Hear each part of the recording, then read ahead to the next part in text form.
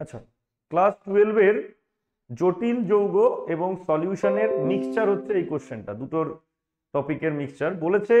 এদের প্রত্যেকটার 1 মোলাল জলীয় দ্রবণ আছে, 1 মোলাল।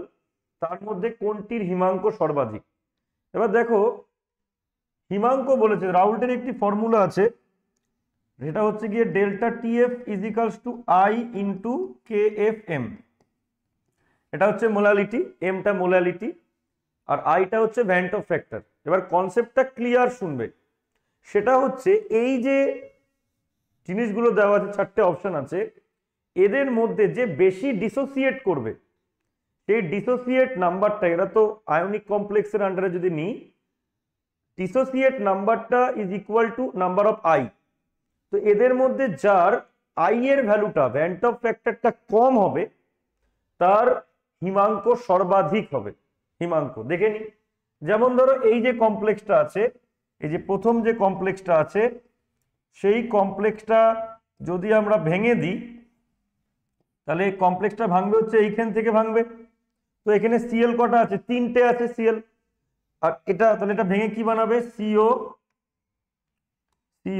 H2O হোল 6, এখানে 3+, আর এখানে 3Cl মাইনাস। এভাবেই ভাঙবে, এখান থেকে ভাঙবে, 3টে Cl 3- হবে, 3Cl মাইনাস, আর এটার মাথায় 3+। তাহলে এখানে নাম্বার অফ আয়ন্স কতগুলো হচ্ছে?